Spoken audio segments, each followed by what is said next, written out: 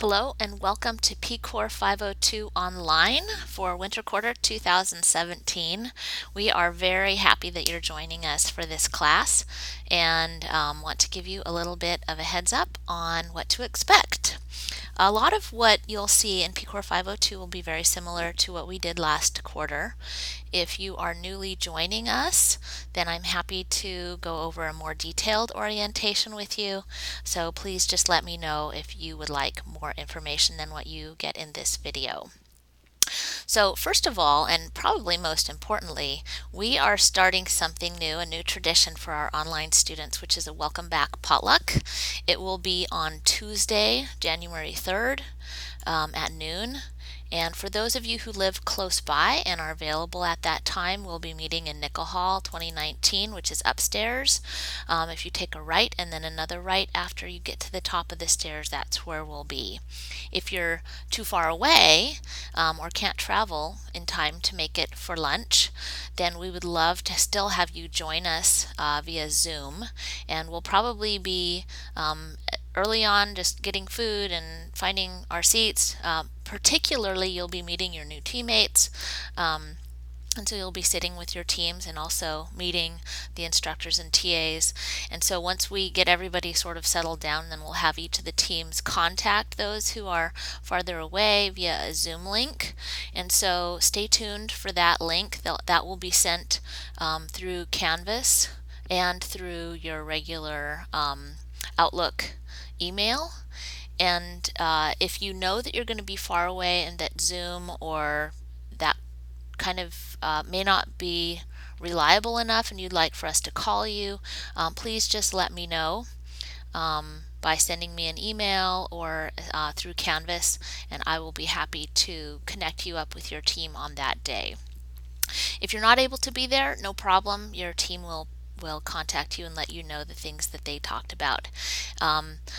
Most of all, we like to include food in anything that we do, so please feel free to bring something that you'd like to share. If you can't bring something, you can't pack it or keep it cold during the day, there will be lots of food. We never have an issue with that, for everyone to at least have a snack. And if you are far away and would like to partake in food at the same time, just depending on what time zone you're in and what time that will be for you, you can go ahead and have your breakfast if you're somewhere west of us, and if you're east of us, maybe you would be having afternoon tea. So we'd love to have you join us, and we'll all be eating, so feel free to eat with us too. The second thing I'd like to mention is about the e-textbook. This quarter we will be starting right out of the gate with a lot of new material rather than having a longer orientation as we did in fall quarter, simply because most of the students are familiar with what we're doing. And so you will want to have that e-textbook right away. We've talked with the bookstore and they are very happy to get the links to you that you need for the e-textbook. And so any orders that are placed by Tuesday morning, January 3rd, by 8 o'clock in the morning will receive their code by Tuesday at 10:30. So if there is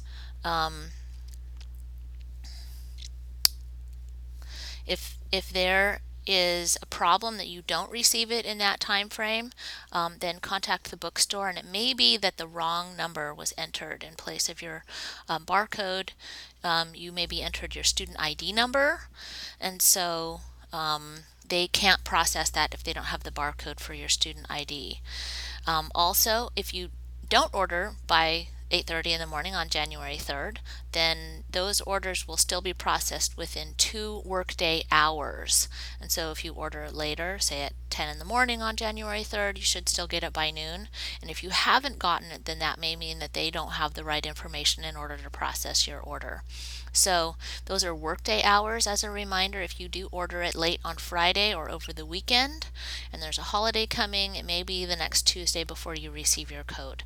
So we're anticipating that most of the students will order by the January 3rd, 8:30 a.m., and you should be having your code later that morning.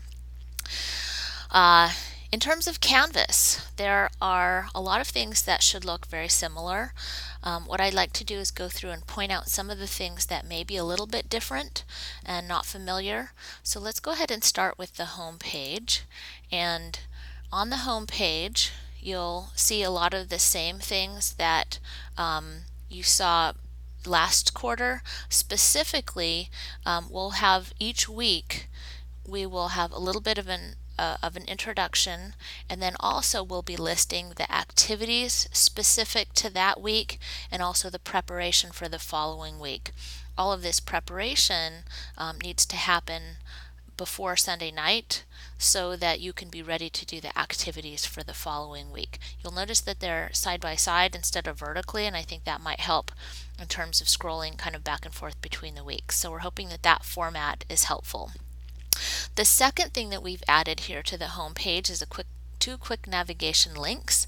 One of them is to a calendar that you will see all of the deadlines and specific activities for a given week, and it's an abbreviated format, so it's not the long names, so you'll have to refer back to Canvas in order to know exactly what each of those includes, but it will have a way for you to kind of get a big picture for the whole entire quarter, and then you can see everything for any particular day. I would highly recommend that you print that off and attach it to your refrigerator. A lot of times I'll have students say, why do you want me to attach it to my refrigerator? Is it because you want me to see it all day long? And the answer is no. You can actually put it on the side or kind of down low where it's not in the way. But students who have put it on their refrigerator have said that was a really good idea, because I very often lose individual pieces of paper in a stack. They get lost, but I've never lost my refrigerator, so I can always go and find that calendar. So go ahead and print that off. I would highly recommend that you have a printed copy, and that way you can refer to that as you go through the quarter. The second quick navigation link that you see here is what is called Ask the Instructor, and that is just a generic discussion board where you can ask whatever questions you have about any of the topics or assignments for the quarter. So let me go through this really quickly just to make sure that this is easy to use.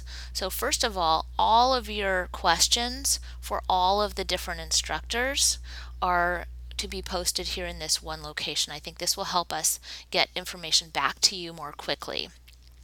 So first of all, step one, you will check to see if your question has already been asked, and the way you do that is just simply scrolling down. Right now there's nothing down here, but if you were to be wondering a question, say about topic 1, and you scrolled down and you saw a T1, then you would know that's a question for topic 1. And your question might have already been asked, and if that's true, then you may get your answer right away. So if the answer is already posted to the question that you were wondering about, then you would get an even faster turnaround for your question. Depending on whether your question has been asked or not, you would either reply to that existing question or ask a new question. And so if your question has already been asked and there's no answer there, then you can reply at the end of that thread and add your question or more clarification about how that particular question relates to what you're trying to do. If your question has not been asked, then you would be creating a new question. And here's where it's really important to include either the topic number or the assignment number for that particular question that you have. That way, as people are scrolling through this one post for the quarter, they would be able to quickly identify if there's something related to what they were wondering already or not. Clicking reply at the end of each thread or creating new questions puts those in order from top to bottom, and so as we get later and later in the quarter, you'll see the numbers going up as you scroll down to the bottom. So that's a quick, let's not do that. That's just a quick overview of the asking the instructor. And so we have looked at the home page, we've looked at the calendar, in terms of due dates, and also asking the instructor. In terms of the actual due dates that are included, there are two new items that I'd like to point out, and I'll point them out here within Canvas, and those are the reflections that you completed last quarter, and also there's something new that's not new called the required individual application activities. So in terms of the reflections, what I'd like to do is go to the assignments and point out the different reflections that we'll be including for this quarter. And those are 4 reflections on teamwork, which you'll see they're called Teamwork 1, Teamwork 2, Teamwork 3, and Teamwork 4. Last quarter you had a lot more than that, and what we found is that after a while there wasn't really an added benefit from reflecting on the teamwork that you were doing with your team, and so we've morphed 3 of those weekly reflection assignments into what are called content assignments. And so in content 1, you will be reflecting on what was covered in the content of the class for the first 3 weeks. And then in content 2, you'll be reflecting on the middle 3 weeks of the quarter, and then in content 3 you'll be reflecting on the last 3. A lot of material kind of goes by really quickly, so we were thinking that it would be beneficial to the students to have those kind of reflection points in the quarter. So you have the same number actually of teamwork or of reflection activities, just some of them will be reflections on your work as a team and how that has gone for you, with the kinds of things that you notice that were helpful, that you tried, that were interesting, and then 3 of them will be reflecting on the content in the course. And so that's the reflection assignments. The next one that I'd like to point out is something that we're calling required individual application activities. And what this is it is a part of the team assignment that can be completed individually so that you can have a much more flexible time in deciding when you would like to complete that part. You probably noticed last quarter that there were parts of those team assignments that could be completed for each person one at a time, and if you waited until that week started, then you were forced to complete it in a very short amount of time while you were doing the team assignment as well. And so these required individual application activities are due the Sunday before the week starts, so that you can look at each other's individual ideas about certain things and then jump right into the team part of it. And so a lot of times something that is included as part of the individual application activity, you will copy and paste into your teamwork assignment, and then you can get started right away with the thinking and discussing and deciding amongst your team, rather than having to spend the time figuring out what that individual response would be. And so that is something new that hopefully will help you this quarter, where not all of that is crammed into such a short amount of time. Next is something that I know we're going to probably have quite a few questions about, and that is something that is called the biostatistics. Oh, let me go over the syllabus really quickly. There's one more thing in the syllabus that I'd like to point out to people, and so if you scroll through, a lot of this will look very similar to what we had before.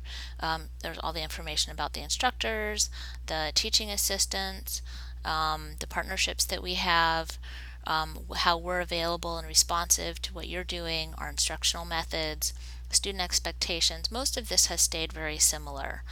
The one area that has changed quite a bit, and this is in response to the new SEAF accreditation guidelines that came out in October of 2016, so just recently, the MPH core learning outcomes, or what we're calling the MLOs, are now based on the 2016 criteria for accreditation. And I've included a summary here as a document, and what we've done is we've taken those core knowledge and competency areas and divided them between fall, winter, and spring quarters for the PCOR class. And what you see listed here then is the winter quarter items that we'll be including in our class for winter quarter. So what I'd like for you to do specifically is think about, as we're going through, if you see something about interpreting results of data analysis, selecting methods to evaluate public health programs, anything that's on here, if you watch for it as we're going through the class, you will know that you are working on something that our profession, public health as a whole, has said this is something important for everybody who's in public health to know about. So that way you can really focus your time on that. The remainder of the course syllabus is very similar. Here's the information for your textbook. You'll still need to have SPSS, either by having access to the computer lab or by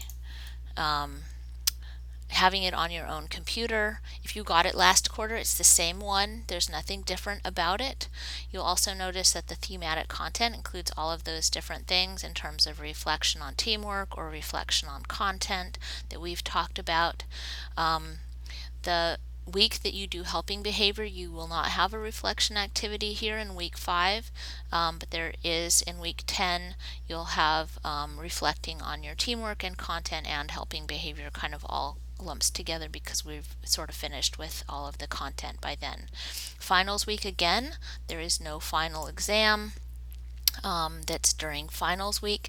However, there is a biostatistics test, and that's what I'm going to be talking about next, that happens during week 8 on Thursday.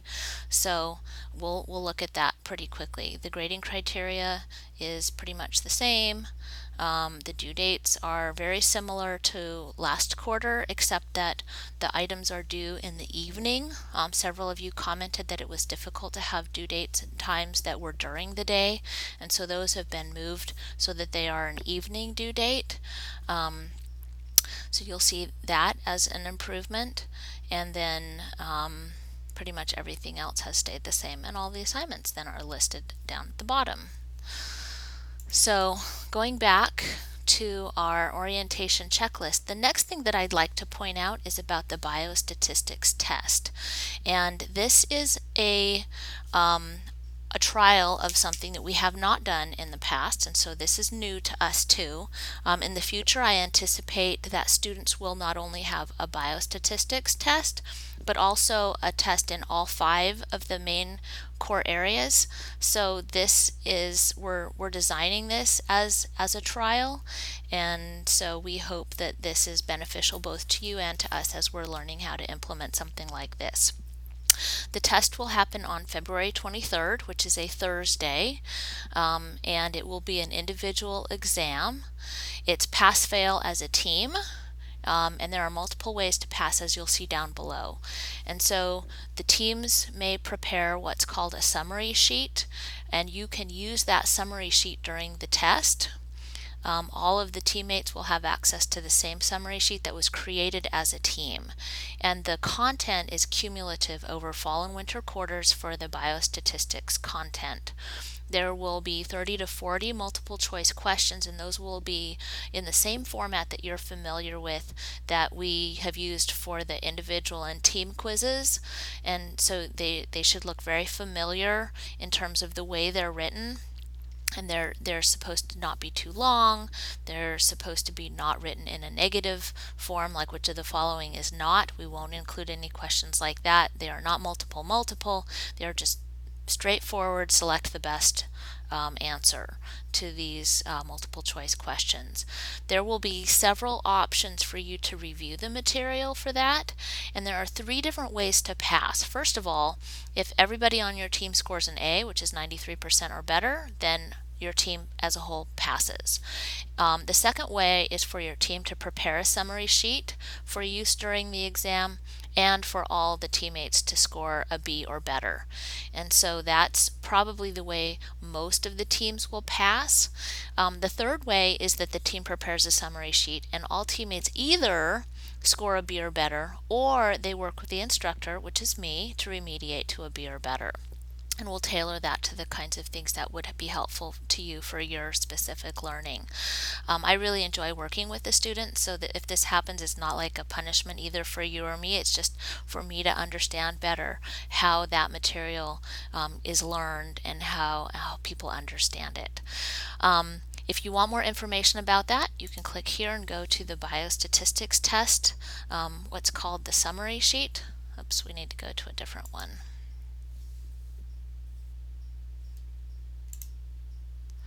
And that information will tell you more about the test itself, specific details about the summary sheet, the different ways for the teams to pass, and there are several different ways that teams can review that information. So we hope to support you as you're going through the quarter and preparing for that exam, and so then that's a meaningful experience for you and also good information for us. Next, on to teamwork. The online teams will be posted by Tuesday, January 3rd, and you can go to the PCOR 502 People Teams or the team link over here on the left-hand side of your screen, and that should take you to any teams that you're participating in. There's an interesting document on workforce development that really helps outline why it's important for students to learn to work in teams and how that can be beneficial. I think a lot of you have had good experiences in PCOR with the teamwork, and this is just a short one-page document that comes from a larger document that was an evaluation for the workforce. In general, not necessarily to public health, but this helps us understand where teamwork fits into the big picture of your future career. As part of what you get started with in terms of teamwork, either at the meet and greet, potluck, or as you go through your week, I really encourage you to share a little bit of something about this holiday break with each other, and then your task this week will be to create a team contract. There's a link here to a Google folder. You have to access it from your Loma Linda email, apparently. I'm understanding that sometimes it's hard to get into if you're not using your Loma Linda account. But it has all of the contracts from last quarter, so you can look at that and get some ideas if you're interested. And then finally is the preparation for next week. And so by Sunday, January 8th, you should have looked at the topic 1, which includes the test for group means, also the required individual application activity that goes along with this same topic, and then systems thinking and program planning. Those are also located on your home page. If you go down here under preparation, these are the things that you should be completing by Sunday, January 8th, in preparation for the week that starts on January 9. So all of the activities will be over here on the left-hand side, and all of the preparation that happens also during week 1 will be included over here on the right-hand side. I hope this video has been helpful, and we're very pleased that you're joining us. Here's actually a quick peek at what I did over the holidays. We had a chance to go up to Oregon and visit family and friends, and while we were there it was snowing, and so we had a great time playing in the snow and visiting with my dad and some friends that live up there and other family that were able to join us. So we had a really fabulous time. This right here in the middle is a bird feeder with the green. You can see just how high this fluffy snow, it was super cold. So the snow stayed very powdery. You couldn't even pack it into a snowball, but you can see the snow mounded up on top of the bird feeder. So we had a great time. We hope you also had a wonderful break with your friends and family, and I look forward to seeing you all in class.